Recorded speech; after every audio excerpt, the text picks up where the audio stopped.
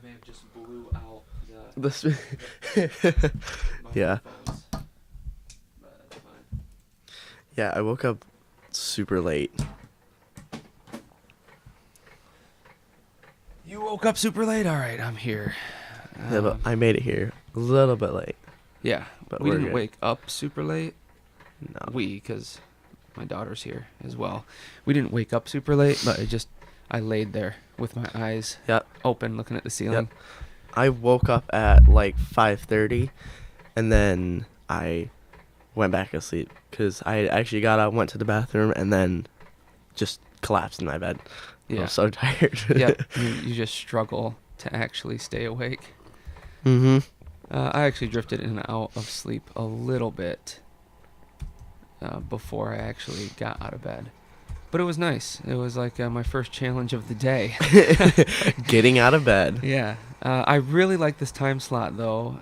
What time is it actually right now? It took us a little bit to set up. 7:04 a.m. Yep. Pre-service for Tribes Church Sunday service, which is a nice time. The first kitchen volunteer just showed up. So that Couple was minutes kind of ago. nice. We're not alone in the building. It's nice to know that some other folks are trickling in.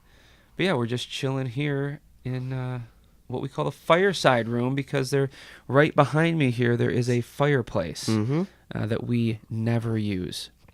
We should though. We've used it once with Elevate Youth Church. Really?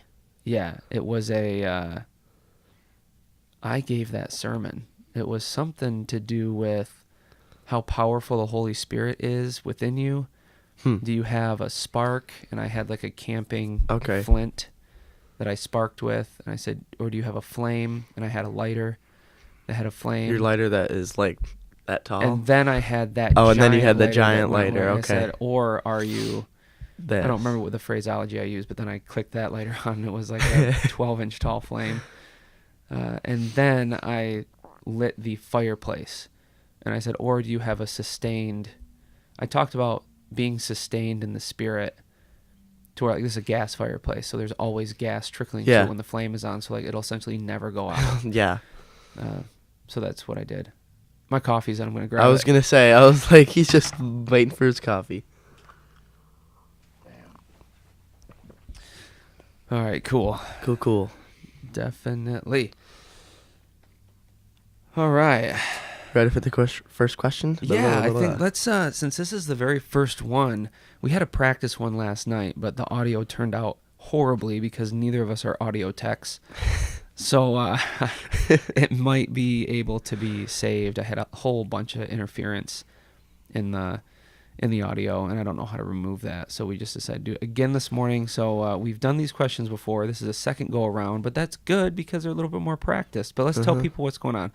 I've been wanting... I'll introduce myself. My name is Jake. I'm the NextGen director, pastor here at Tribes Church. This is Andrew Berger. Go ahead and introduce yourself. I'm Andrew Berger. How would I introduce myself? Because I just graduated from the Elevate Youth Church last year, whatever you want to call it. Yeah, now you're a college freshman. College freshman. Studying law enforcement. Cool. And hopefully want to go into youth ministry as well. So. Yeah, Andrew came to me about a year ago maybe and said, I want to do what you do. And many questions and conversations. Since then, he is college freshman, kind of thinking about two different life paths, law enforcement and youth ministry, which is very, very exciting. So that's who we are. Mm-hmm. Jake and Andrew. This is going to be a podcast hosted by us, but it's very possible other people will jump in to host or to interview or whatever. Mm-hmm. Hopefully we can always keep this time slot because it's pretty cool being like here. This time slot. No one's here. Right, yeah. But we know in just a couple hours, this place will be rocking the roof off with worship music and awesome word. Every week. Every week. It's just incredible. All right, so let's jump into it. Go ahead with just first question. The first question is, tell me how you got involved with Tribes. Whoa, how did I get involved with Tribes? So I was working with a different church, serving a different church, and I was at a leadership conference where all of the area pastors and lay leaders and ministry directors all gathered for some leadership development education. And part of that, this is 3 or 4 years ago, now 3 years ago, 3.5 years ago. And part of the educational part of this leadership conference was a panel of non-white pastors. And they were talking about the race reconciliation process that they were hoping to see, and also the race relations of our current times. And a couple of different shootings had happened across the country at that particular moment. So those were at the very forefront of the conversations, and they used those as examples on how they thought it needed to change. And it was amazing. The talks were great. All the perspectives were great. There was one perspective that really stuck out to me, though, because this particular person stretched all the way back to the earliest known histories, and they walked through all of the different people groups that were oppressed and rose up, oppressed and rose up, oppressed and rose up, all the way through the current times post-slavery in the United States. So even now, there are some groups of people that rise higher on the financial scales, the social scales, all those different scales that people look at. And other people are seemingly oppressed or even repressed from even trying to get to a different level of living. So he talked about all of those. And one of the things he brought up was Native Americans, or how I refer to them as First Nation people. That's my heritage. And I was really impressed because you never hear anyone talk about that unless you're in the niche communities of First Nation people. So I approached him afterwards, and I told him that I was really thankful and grateful that he brought that up. And he offered to have coffee with me in the next couple weeks. And I agreed. I said, that'd be great. I think it was the next day I texted him. Well, we exchanged information. I didn't know him, but we exchanged information. I texted him the next day with all of my availability for the next 2 weeks. And he texted me back. He chose one of the times that I tossed out to him. And we did. We met for coffee in East Town, I think, at a very nice little coffee shop. Where's East Town at? Golly, East Town is east of Some town? Grand Rapids. Is it? It's I have no idea. I've never like been there. Northeast of Grand Rapids. I'm not sure. It's called East Town. It's a suburb of Grand Rapids. Okay. Reed's Lake. That's where Reed's Lake is. It's a really famous lake because there's like multi-million-dollar mansions all around it, right in the middle of a city center, it's like the Central Park of Grand Rapids. Okay. Sort of, yeah. Okay.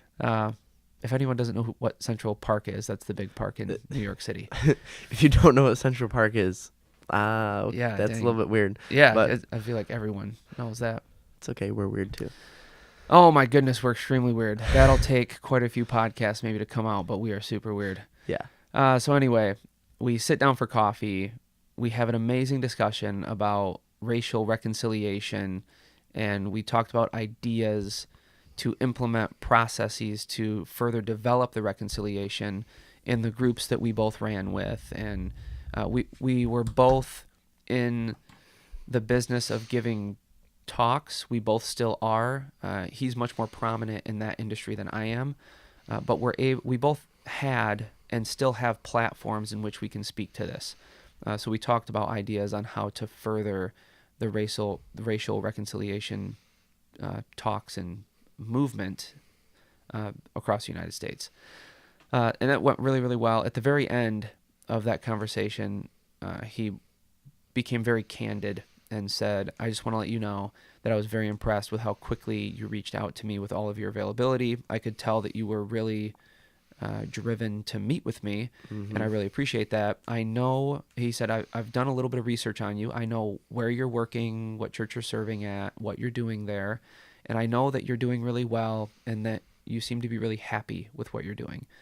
And I agreed with him. I said, yeah, I am really happy with what I'm doing. At that time, I was in young adult ministries or college ministries, and I was building a structure for a college ministry to launch, and that's sort of what I'm known for and to be good at.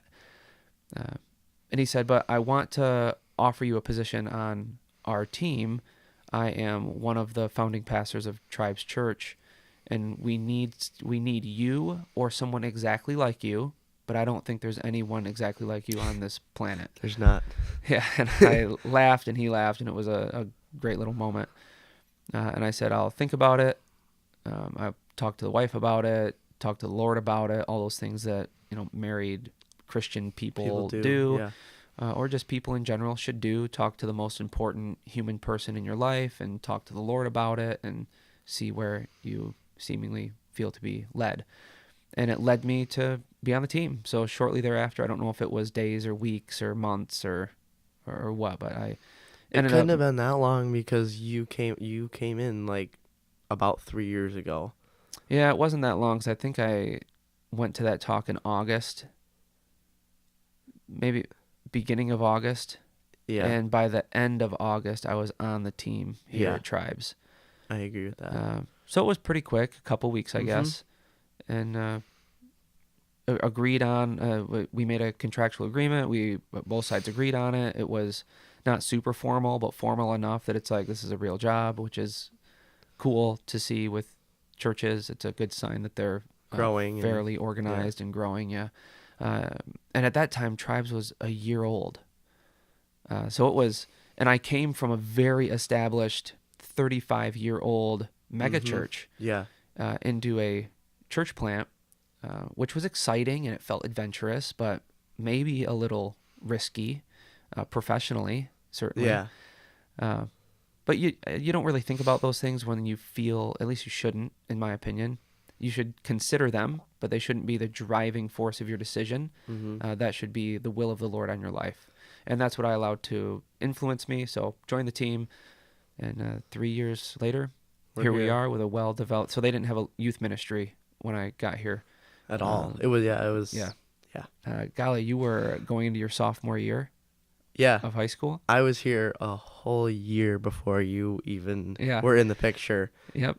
And then you came in and I was like, hey, this dude is like actually legit and he's coming in and he's going to make a change instead of just someone that is working. I was not here to goof around. That's for... Well, I was here to goof around. But work.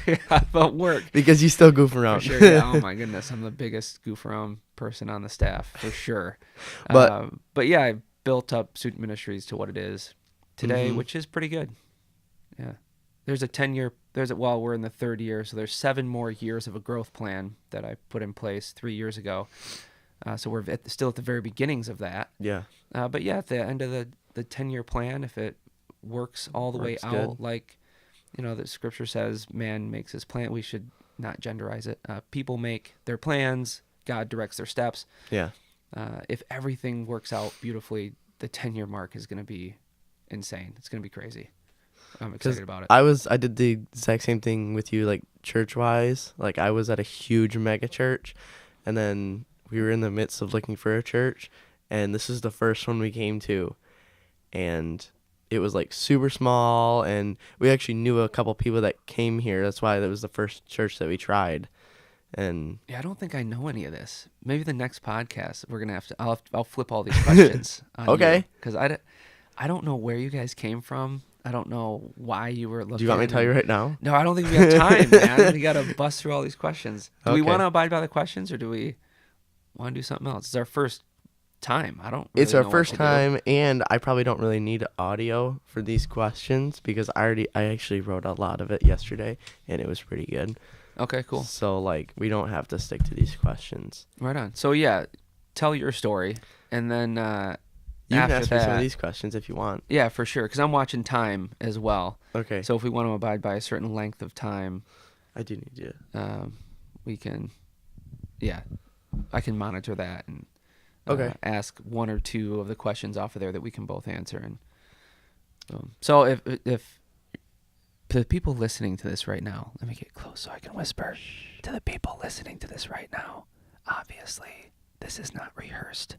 We tried a little bit to make it professional, but that's just not in our blood.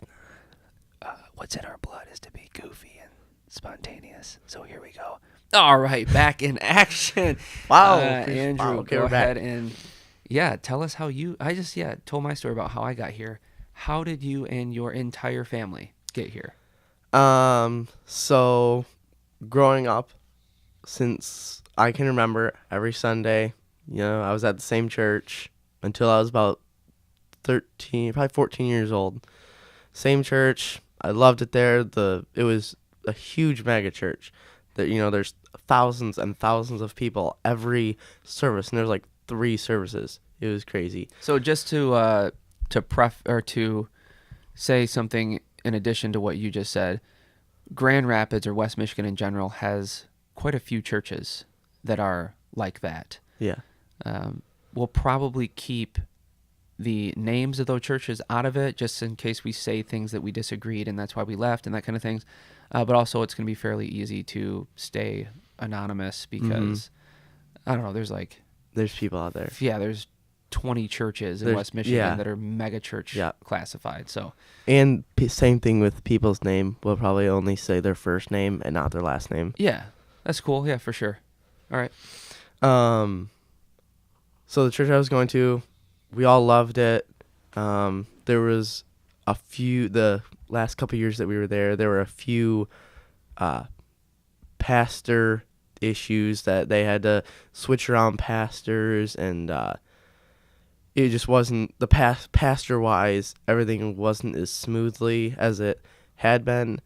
There's a lot of people just kind of leaving here and there because they didn't really agree with the pastor, because he wasn't all about the same things as the previous 1 or 2 pastors over the past 10 years. Dang, that's a bummer. Yeah. And that happens more often than you think. Yeah. Yeah. It really does. And we didn't mind either pastors. It was cool. And then over the summer, I think, of 2014, so I was 14 years old, there was a huge change in almost everything at that church, and we left. And we didn't go to a church for almost that whole summer. So you took so this is the beginning of summer. This is when you left where you were. Yeah, we left at the beginning of summer. And kind of took the summer off to chill. You guys live in a super cool place. Your house is super cool. So chilling at your place is pretty exciting. Yeah. So you just kind of played around all summer, didn't really do anything. Every Sunday, church. We basically kind of treated Sunday like a Saturday. We just hung out with our family, friends, didn't really do much anything.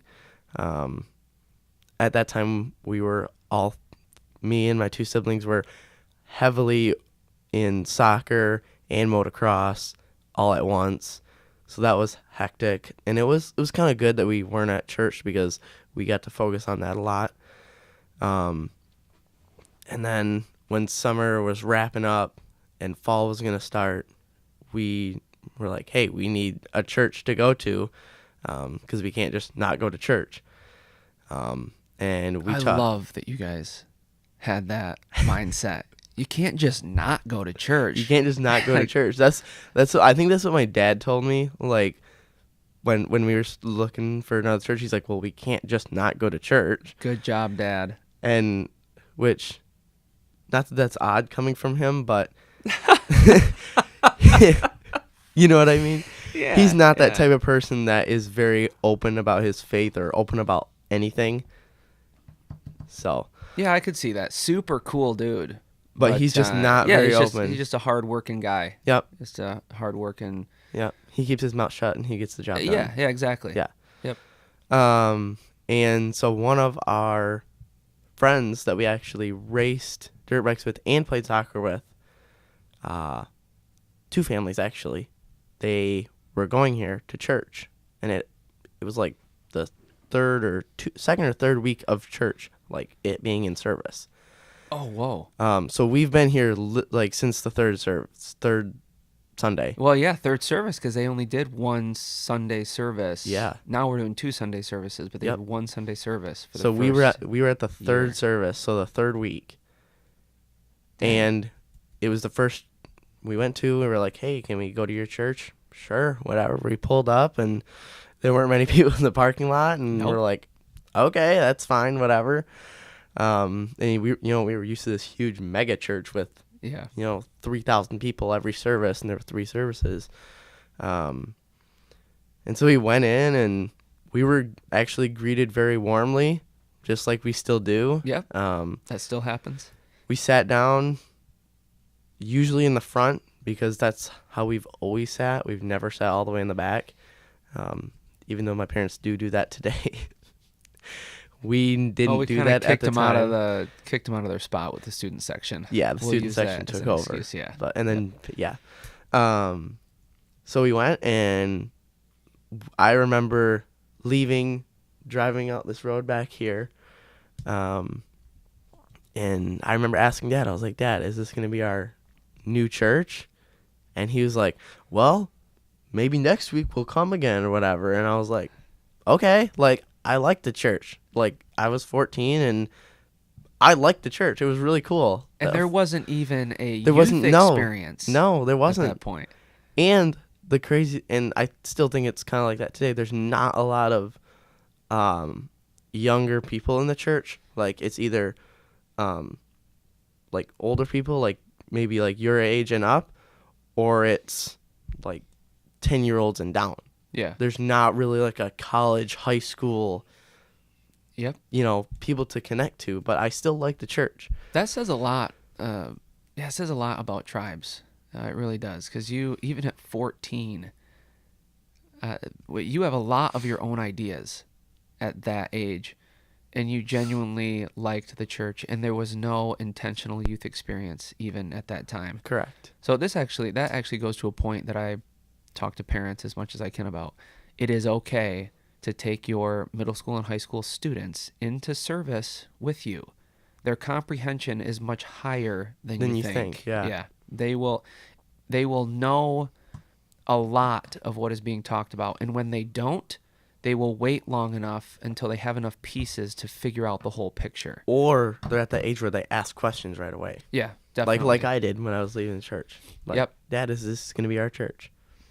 Absolutely. And then also for, I want to say maybe a half a year, every Sunday night, we would still go back to the other church and do the youth ministry because there wasn't any here. Okay. So we would go there for probably about a half year.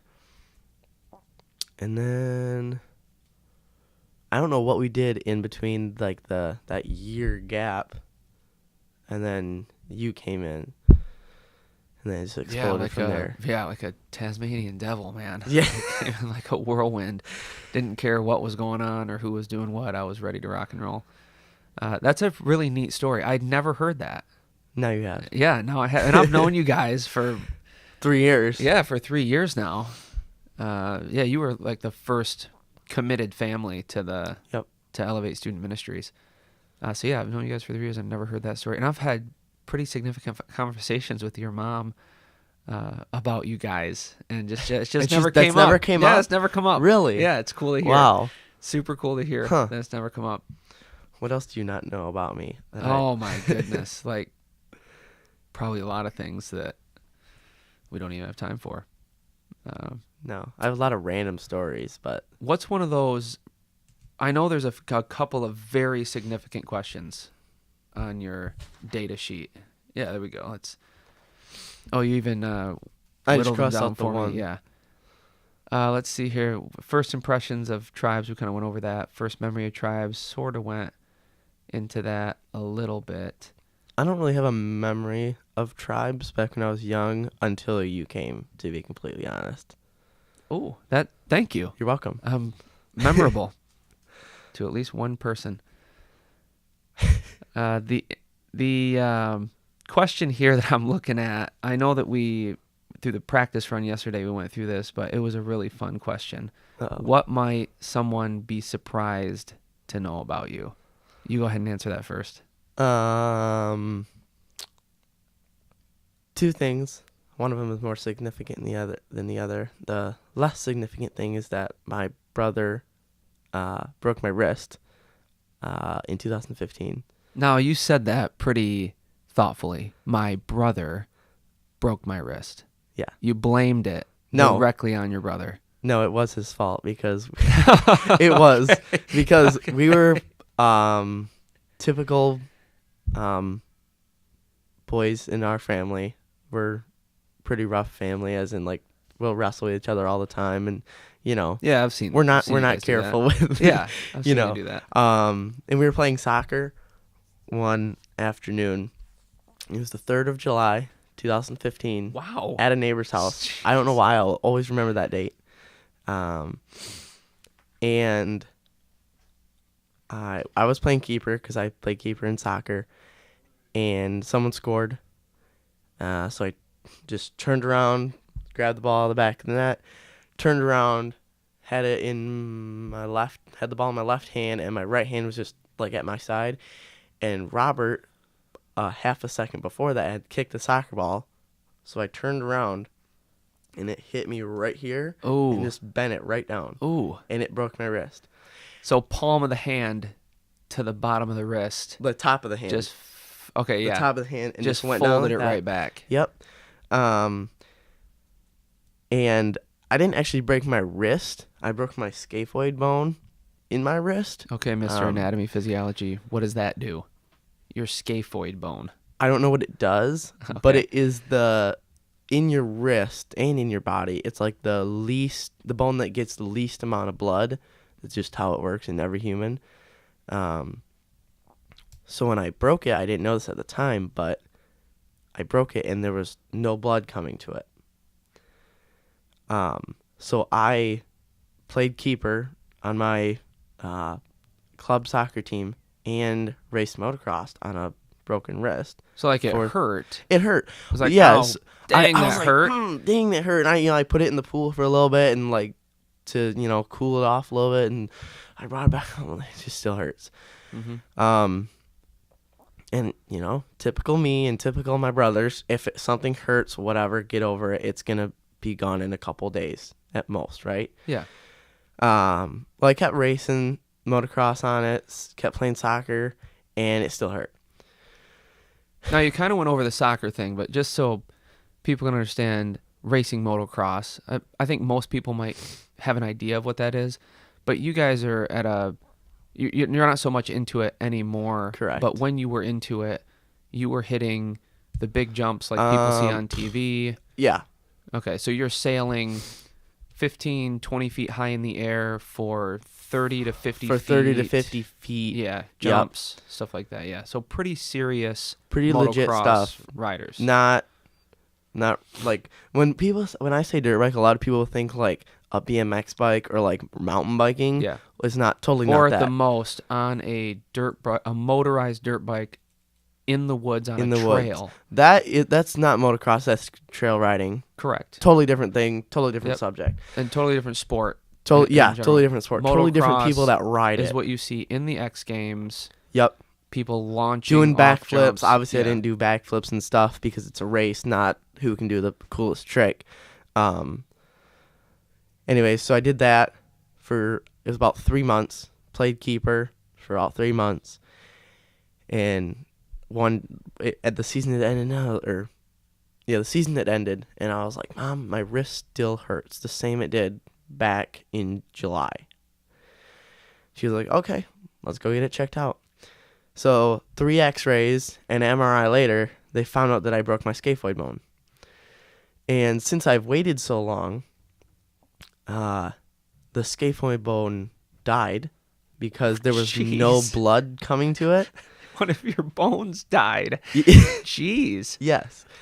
So that was very exciting to hear. I really wanted to hear that. Yeah, that's wild. Good thing it was after the race season and soccer season, so I had the winter to recover from it. So I had surgery, and I got some bone out of my hip and got it put into my wrist, and they put a screw through it, and I still have a screw loose. There's literally a screw There's loose, literally a screw in there. and it's loose. No, I don't know it's about loose, but I have a screw loose. Okay. Yeah, I just looked it up. It's a scaphoid fracture or a scaphoid break of the scaphoid bone in the wrist. Yeah. Symptoms generally include a pain at the base of the thumb, which is worse with use of the hand. It's like right here. Never wait 3 months to get it checked. I'm just kidding. It doesn't say that.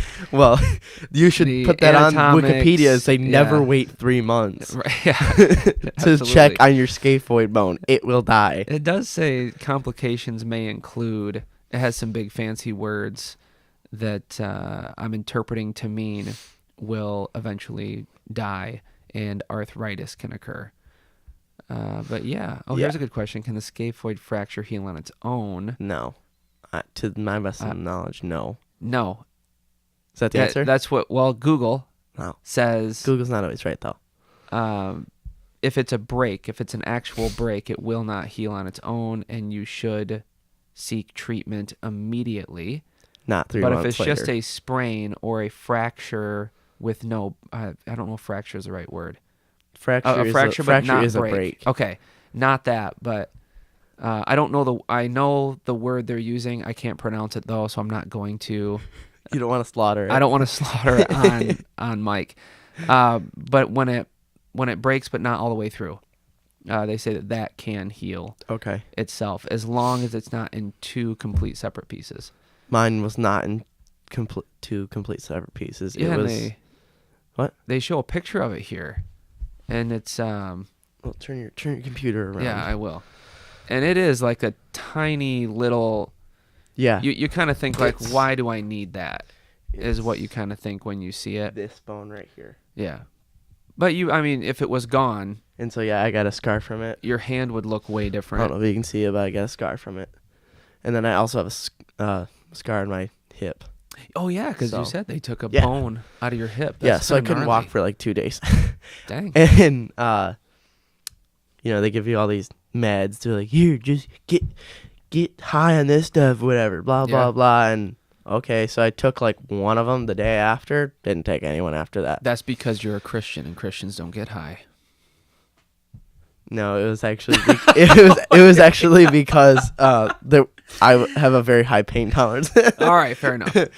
But yes, that's true too. Yeah, I'm not a huge fan of the painkillers and stuff like that. And then it does take pain away really effectively, in my opinion, but it also makes me feel more weird. It makes me feel out of control. Yeah, there we go. Perfect. And I've never been drunk before, but everyone says that's what being drunk is like. So like that's why I don't get drunk. That's why I don't do any drugs. That's why, even if I was legally able to do drugs, I don't do that. Yeah. And I'm not like legally able to do drugs anyway.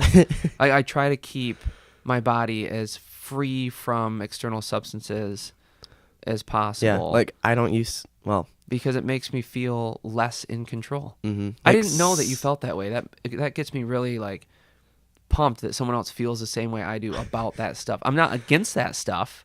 I just don't like the way it makes me feel. I agree. And same thing with it doesn't make you feel a certain way. Well, against what bugs. stuff? I don't think people should get, let me specify this.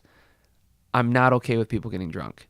I'm not okay with using people illegal drugs or legal drugs in an illegal way. I'm against all of that stuff. But using prescribed drugs in their prescribed manner, prescribed to you from your doctor. And you don't overuse them. Yeah, like all that stuff is totally good and fine. Not against it. But I choose not to. But I still, even in those controlled legal circumstances, I still don't like the way it makes me feel. Agreed. I would rather feel the pain. I would rather feel a little bit of pain than. Yep. That's the first little drop of weirdness. Yeah. And I feel like a lot of people are weird like that, like we are. No one talks about it. Yeah, because it's like a random thing. And it's strange. Who talks about that? It's like, I like to feel the pain.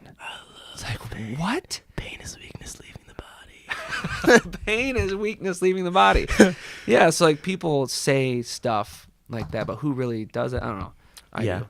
I enjoy pain a little bit because I know I can still feel. Yeah. Which is weird. And that means you're growing when there's pain. Sure. Like I guess if you're physically working out, pain is good because your muscles are getting bigger and healthier. Correct. Second thing that a lot of people know, a lot of my friends, no, not even a lot of friends, to be completely honest. Dang, so this is like breaking news. What is it? Don't leave me in suspense. You already know it. Oh, okay. I've had 3 heart surgeries, 2 open heart surgeries, 1 heart surgery. Oh, okay, yeah. I think it was my first heart surgery was on 9/11/2001.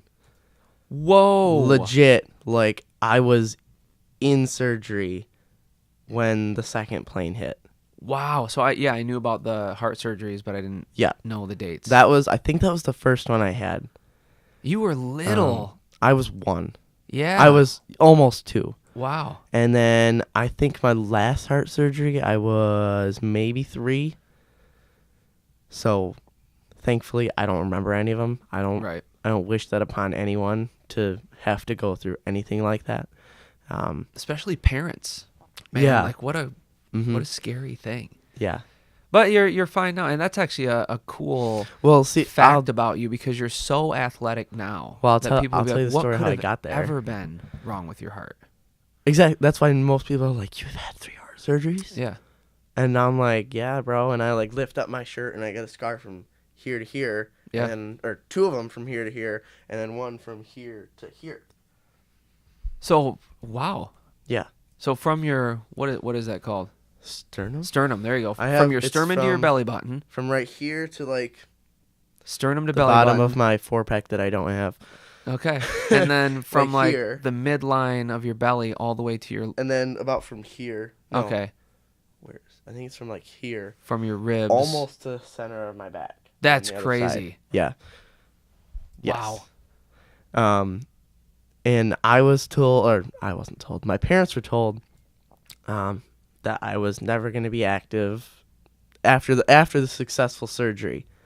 They told me that they told my parents that I was never going to be active, never really going to not do anything like physically, but he probably will never play sports. They made that very clear that he will probably never play sports. He'll never do anything physical on a anywhere near high level.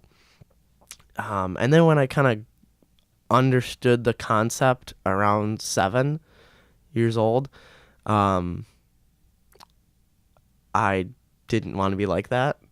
I didn't want to be just, oh, you have heart surgery. Oh, you're just sitting in your house all the time. You can't go outside and play with your 2 little brothers that you have. I need to grab that. Yeah, forget that, man. At 7 years old with 2 highly active brothers. Yeah. Yeah. And, even though they were little brothers, I set the example. I set the example for my little brothers.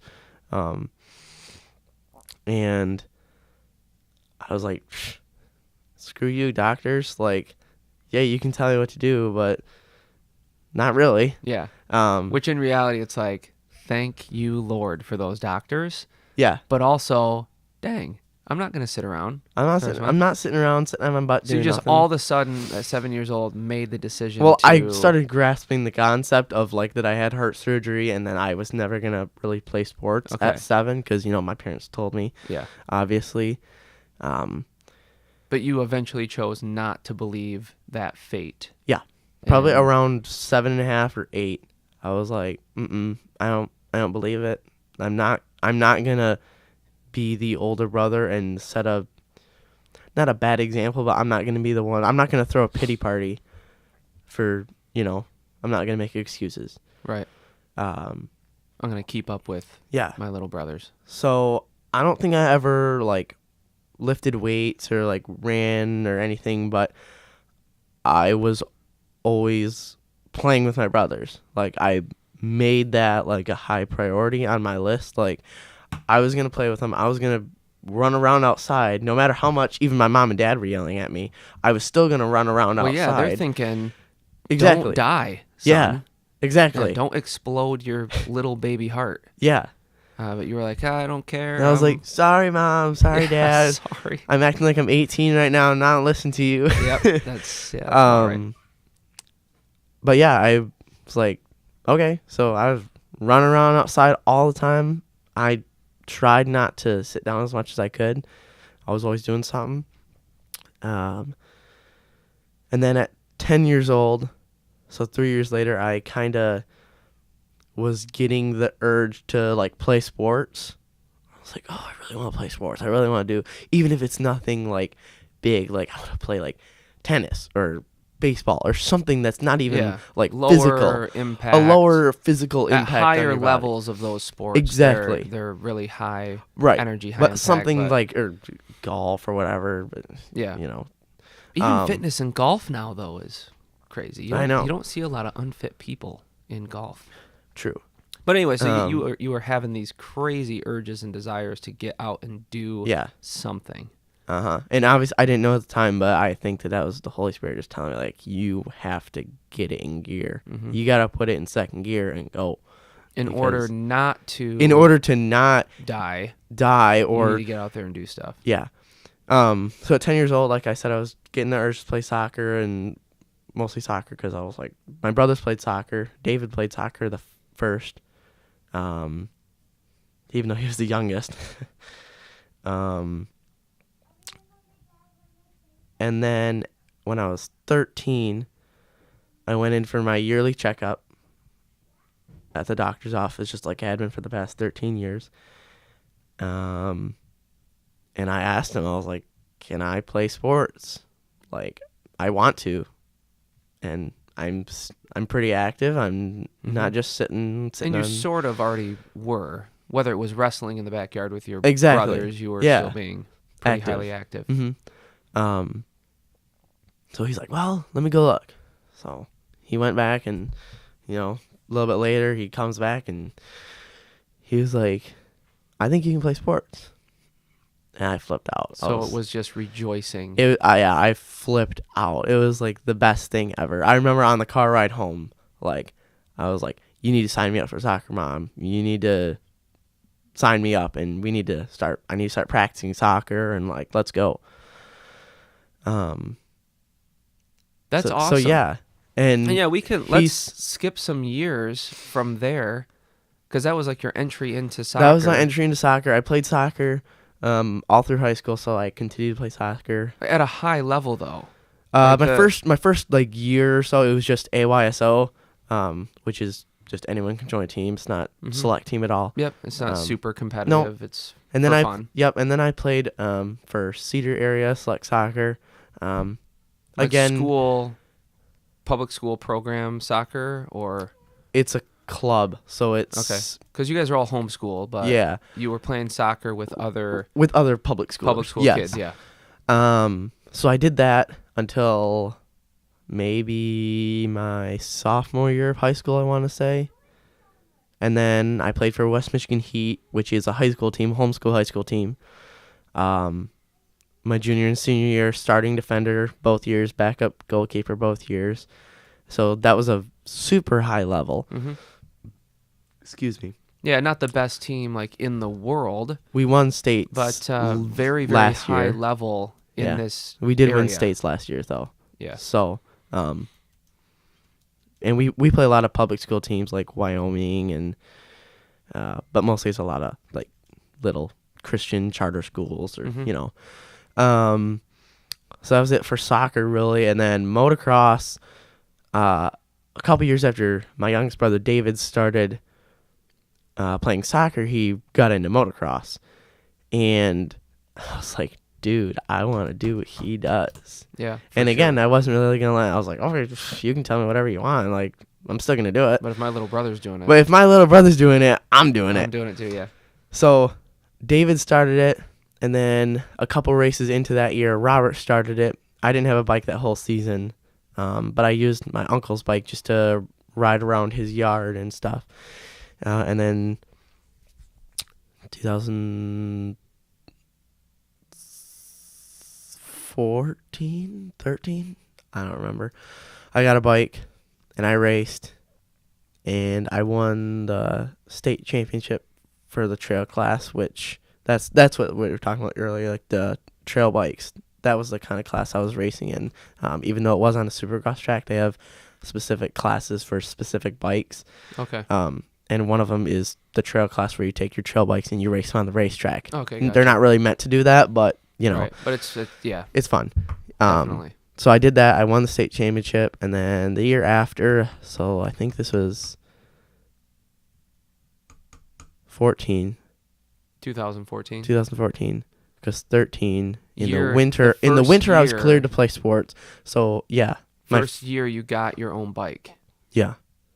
And then the second year, I got a bigger bike, and I got second place in the super mini class, which is basically, Ooh. you know what super minis are or no? It's a big deal. Yeah, That's a hard that's a hard. It was bike and hard class to ride. yeah, and what's even harder is that I raced against Robert all year, Oh. and I beat him. Oh, I got jeez. second, he got third overall, and I was like, Yeah, yes. absolutely. yes. And then You got to beat the little brothers, man. yeah, you have to. Yeah. There's just For as long there's as no you possibly exceptions. can. Yeah. I don't have any little brothers, so I don't have anyone to compete Yeah. against, like, in my family. But And then I could imagine what that would feel like. yeah. And then 2015, the kid that won the Super Mini the year before, he moved up. He moved onto a big bike, and I decided that it was my year for the championship. So I was 15. You sound like a true professional. I decided it was my year It to was my go year. for the championship. I decided it was my year. Yep. And this is 2015. 2015. So I was 15 years old. Okay. And so I raced all year. It was a back and forth thing between me and Rob. It was crazy. We swapped first place so many times, like during the point series, because every weekend we raced, and there were so many times where one of us would crash, and then the other person would gain like 5 points on us, and then a couple weeks that happened, and then you're down like 20 points, and then you had to make that back up, and it was just back and forth all the time. And then I think I was 3 points ahead of Rob the last race of the season, and there were like 6 bikes, I think, which is like nothing. It was a faraway race. So I had to get, or if Rob got first, I had to get no less than third Oh, to stay ahead ahead of on him. top. And we would have tied in points anyways, but I would have gotten the overall because I won more races. Yeah. So I just had to get third, second, or first. Yep. When I was a competitive lifter, that happened to me once. I tied first place with a guy, And you won? but I won first place on more events than he did. So you got So overall. I got overall first yeah, place. that's how motocross works too. If you tie in points, depending on what series you race, it's either on like the race that you just raced, like who finished better, or who got more wins throughout the whole year. Excuse me again. It's the coffee, man. It is the coffee. yeah. I love coffee, but yeah, makes you burp. Yeah, it makes you burp, I guess. That's okay. Yeah, it is. Nobody cares if coffee makes you burp. I do. Yeah. I'm actually surprised I'm not whispering more because the mics we're using are really good mics, so they pick up whispers really nicely. Do they though? They really do, yeah. Oh. But yeah, they also pick up lows of the speaking voice really well. That's why I got these particular ones. I don't even know why I was just saying that. I don't know. It was leading up to a point, but then I forgot the point. Yeah. Oh, because it would pick up. That's what I was going to say. If you didn't drop away from the mic to burp, it would definitely pick up your burp. Just like those whistles. But we got 11 minutes left 11 minutes left. to keep it an hour long. I can give you 11 more minutes of my story, and then no. Don't give 11 more minutes of the story. Give Okay, like and 2 then- minutes more of the story. Anyways, the moral of the story is, or what happened in the end is, I won the race, and Rob actually got dead last because he crashed. Oh, wow. So I won the state championship that year. Awesome. Loved it. Probably the best motocross year I've ever had. Rob got second. Straight up bragging points. Mhm. It was the best. I imagine if Robert was sitting right here telling the same story, his perspective would be very much different. Well, he got crashed by someone. Okay. It wasn't me, but Still. he got crashed by someone, so that's his excuse. Okay.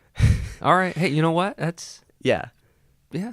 whether by accident or on purpose, that Yeah. happens And a lot. throughout the whole year, if like I got a bad start or whatever, and I was right on his tail, that kid would like he poop his pants. He got so nervous when I was behind him because He knew that he knew that I was there, and Yeah. and he knew that if I was gonna take out anyone on the track, it was him just because I'm his brother. Yeah. I would for do sure. it just because. Yeah. So a lot of times he would like slide out in a corner because he was super nervous, and he'd just lose his composure, and he'd flip out, and he'd spin out in the corner before I could even get to him because I was right behind him. He heard that whop whop coming up behind him. He knew it was you, man. Yep. And so 2016, I ran the light junior 12 to 16. That was a pretty good year. I got third in the points. We only did 8 races. You only need 8 races to qualify. Most people get like 15 races in. So I did really good for having only 8 races in and still got third. Oh, okay, yeah. And then that's attributed by what I said a while ago, your high level of athleticism. Yeah. And then 2017, so last year, we only ran 3 races. Another story for another time, but I got my bike that I got in 2017 from Kansas City, Missouri. Oh, whoa. We drove all the way down there and got it. That's another story for another time. Yeah, though. it is. Yeah, because you only had that bike for like 6 or 8 months or something, Yeah. and then you guys sold them. Yeah. And then after that season passed, I didn't even get in the points because I only ran 3 races. Then my dad was like, all right, you guys are getting too fast and too good. You need to get off the bikes because I was starting my like CJ career, and I can't get hurt. Right. And if you get risk hurt too things. bad, then like you literally wouldn't be able to pass Right. the physical tests Yeah. that you have to in order to be involved. And in just criminal by justice. having fun. Yeah. You know what I'm saying? So I got that part of like what he was trying to get at, but it was still part of my heart that just got torn out. Yeah. Because That's a little bit of growing up. Oh yeah. And like now I miss it. I miss staying as active as I was. Like I miss motocross, but I more miss staying as active as I was and how in shape I was. Oh man, I'm going to transition to what very few people know about me, because what you just said, I still feel. 12 years after I stopped competing, 12 years ago, You still feel it. was my last weightlifting competition, and I still feel like you just said. I miss being so highly physically active. Mm-hmm. Like I miss the whole motocross and going to the track every weekend, but I more miss basically working out every weekend. Yeah. And like at a very high level where your heart rate is like maxed out. Yeah. Yeah, for sure. That's my same experience, totally different sport. Yeah. But yeah, same experience. I miss that. What very few people know about me, especially now, if you were to talk to the people I was friends with, 15, 10 years ago, they would all know because they were all in it with me and they were around me when I was doing it. But I was a competitive weightlifter from actually my senior year of high school. Right after I graduated, I entered into competing, state level competing in weightlifting, and I very quickly became, I was still a teenager, I was 19 years old, very quickly became strongest teenager in the state of Michigan. No matter what, I was technically a lightweight in a lightweight class division. How much did you weigh as a lightweight? Oh my goodness, I was like 175 pounds, I think. Actually, no, 175 pounds and less was the category I was in. I was 174 was always my competition weight. Nice. But the teenage divisions went all the way up to heavyweight, which was 200 pounds and over. So you could be as heavy of a teenager as you wanted, but you were in a specific category, 200 pounds and over. Yeah. I beat them in weights and in points too. So of any age division across the whole state of Michigan, I was ranked number 1, which was super cool at 19 years old, which qualified me for nationals. I did go to nationals. I was literally the lightest weightlifter at nationals, at the contest. And out of 35 or 37 national level competitors That's crazy. in my division, I got 10th Wow. in the nation. That's And, impressive. Yeah, then I kind of became a coach, sort of. I did some personal training. I was still lifting to compete. I sustained a back injury, lifting a very significantly heavy weight off the ground. 400? No, it was 95% of my max, which at that time was 505 pounds. And I hurt my back, and my back still hurts on a daily basis today because of it. And yes, I go to the chiropractor, and yes, I've had it checked out and all that kind of stuff. The chiropractor? Yep. It's just one of those injuries that you might just kind of have forever. Yeah, you might have for the rest of your life, and it doesn't influence how I'm able to move. Same thing with my wrist does a teeny bit. It's like I can only go. That's the difference. This is when I broke. I can't go back past that. Yeah. And down, it's about the same, but back. Yeah. Like So with my back, there would be an equal amount of mobility issue, which is hardly any at all, but it's still there. It still exists. But yeah, that's what a lot of people wouldn't know about me because I'm a lot smaller. So at my peak of competition, I was 198 pounds and lifting crazy heavy weights for my size and experience. And it was just Dwight just poked his head. Dwight, get out of here. He might need this room for worship meeting. We're almost done anyway. We only have like 5 minutes left. Dwight, we're almost done. There we go. Love you, Dwight. But yeah, it was a cool, awesome, crazy time. But now I'm a NextGen pastor. I'm a lot smaller and I weigh a lot less than I did. So looking at me, you would never expect like, wow, he used to be a nationally ranked, like top 10. I was 10th, but top 10. Top 10. Top 10. Come on now. People are like top 6, and you're like, so that means you got 6. Yeah. And I'm like, seriously, I'll see like a Instagram or Facebook post, and they're like, I just got top 7 in like the state or whatever, and I'm like, so you got 7th. Yeah. Jinx. I was top 10. Pinch and a poke, you owe me a Coke. Yeah. Oh yeah, dang, we did just, and our voices are very similar too. So it sounded really, really nice. And we have the same hands. We do. We've gotten away from that because we haven't seen each other like every Wednesday. But yeah, we're very similar in a lot of ways. Yeah. But yeah, that's except he's cooler. I don't. Yeah. Yeah. Some would very, very much disagree. Like my wife, she does not think I'm cool at all, no matter how many times I tell her. I'm cool, sweetie. Yeah. We're getting into another podcast. Is what we're about to do. We can't do that. We gotta. And then the last thing that I was gonna say, I'm gonna super fast. How much longer do we have? 1 minute and 40 seconds. Okay, I'll make it 1 minute and 35 seconds now. Yeah. And then I also trained for American Ninja Warrior. About when I was 14. We gotta have David on. Because he's getting up there. I competed 2 times in Rockford Ninja Warrior. Both times I completed the course, rocked it out. It's pretty easy. Little secret is I was the very first person of the very first year to complete the course. That is true. Mm-hmm. Yeah. Not the fastest time, but you were the first person that not even close did to the whole fastest thing. Time. That's when Jake was good at that stuff. When I used to be good at that stuff. All right, we have to end this. The card is about to get full, and it's just going to cut off abruptly. So I can just say I am the NextGen pastor here at Tribes Church. My name is Jake. It was great talking with you, Andrew, and I hope everyone really enjoyed listening to our conversation. And go ahead and I'm Andrew Berger. Signing off, guys. Yeah. See you all later. Yep. Probably next week. Later. Yeah. We're going to try to do these once a week. Once a week uploads. So we'll maybe not uploads, but we'll record once a week. All right. Yeah. Deal. We'll try. We'll try to do it. All right. See you all later. Later. God bless.